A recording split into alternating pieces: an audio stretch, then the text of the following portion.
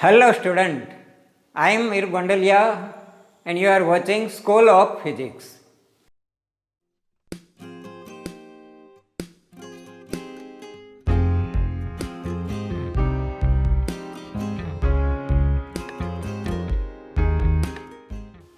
Today we will learn about Fourier integral in complex form.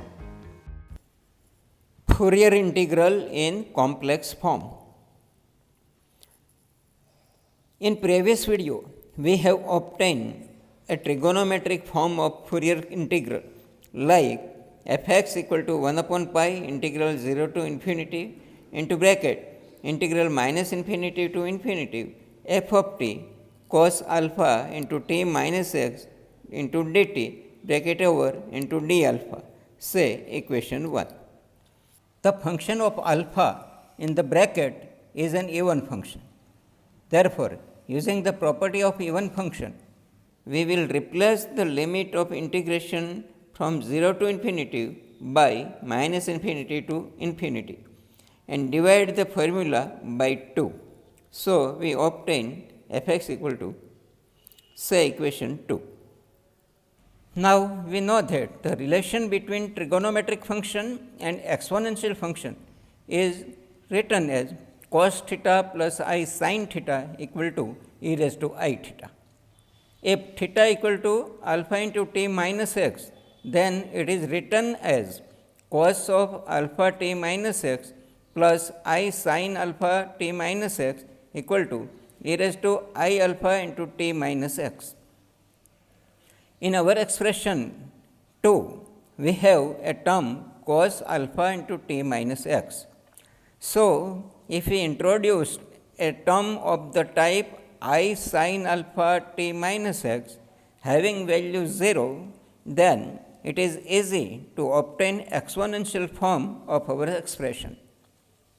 So, we are able to generate such type of terms which is identical to 0, which is written as integral minus infinity to infinity into bracket integral minus infinity to infinity f of t sin of alpha into t minus x dt bracket over into d alpha equal to 0.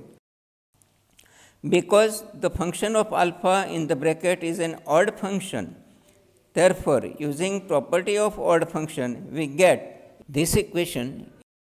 Let's multiply the terms of equation by minus I upon 2 pi.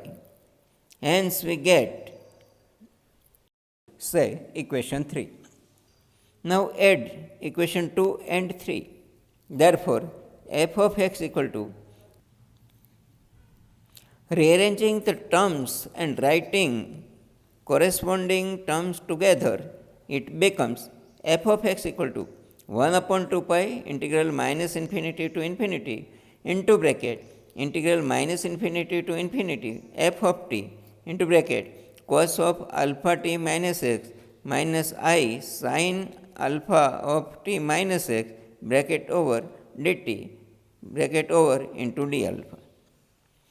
Here we separate cos alpha into t minus x minus I sin alpha into t minus x, and all remaining terms are common in both the terms. So, put them outside this bracket. Using relation cos theta minus I sin theta equal to e raised to minus I theta, we have this bracket part equal to e raised to minus I alpha into t minus x. Therefore, we obtain the equation fx equal to this, say equation 4. Here we rewrite the formula as fx equal to 1 upon root 2 pi integral minus infinity to infinity into bracket 1 upon under root 2 pi integral minus infinity to infinity f of t into e raised to minus I alpha t into dt in bracket over into e raised to I alpha x into d alpha. Here this exponential terms is divided into two parts.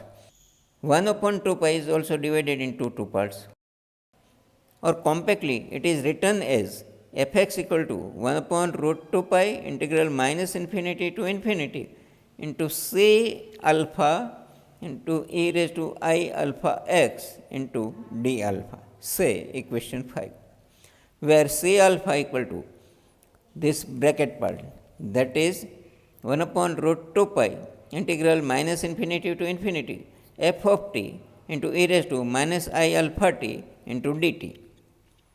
In derivation of equation 1 in previous video, we have taken x equal to t.